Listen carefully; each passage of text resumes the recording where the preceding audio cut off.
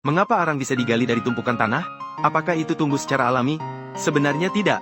Semua arang ini dibuat secara manual. Pertama, para pekerja akan menebang kayu di hutan. Semua akan ditebang, ditempatkan dalam bentuk mirip tumpukan tanah kecil. Kemudian, lapisan jerami diletakkan di atas kayu, dan ditaburi dengan sedikit bensin. Lalu, lapisan tanah diletakkan di atas tumpukan kayu, memastikan seluruh tumpukan tanah tertutup rapat tanpa celah. Setelah persiapan awal selesai, Pes akan mulai menyalakan api.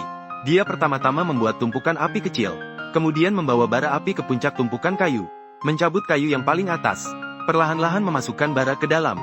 Ketika tumpukan kayu berhasil terbakar, lubang ventilasi akan ditutup rapat.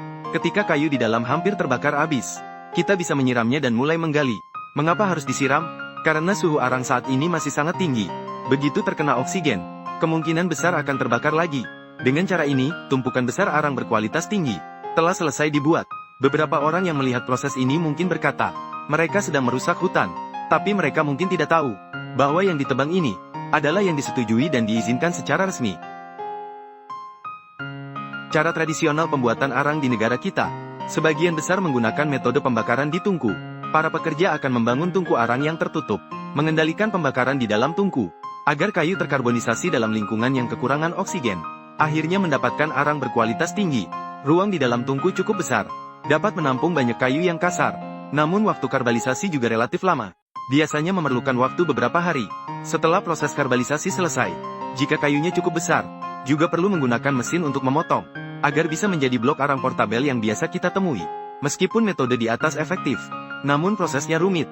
Mengisi sebuah kotak besi dengan kayu, membuat lubang ventilasi di tutup kotak, menempatkan kotak besi langsung di atas api untuk dipanaskan. Setelah lubang ventilasi tidak lagi mengeluarkan asap putih, menutup lubang dengan pisau. Setelah didiamkan hingga dingin secara alami, arang pun selesai dibuat. Kualitas arang yang dihasilkan dari metode ini juga cukup baik.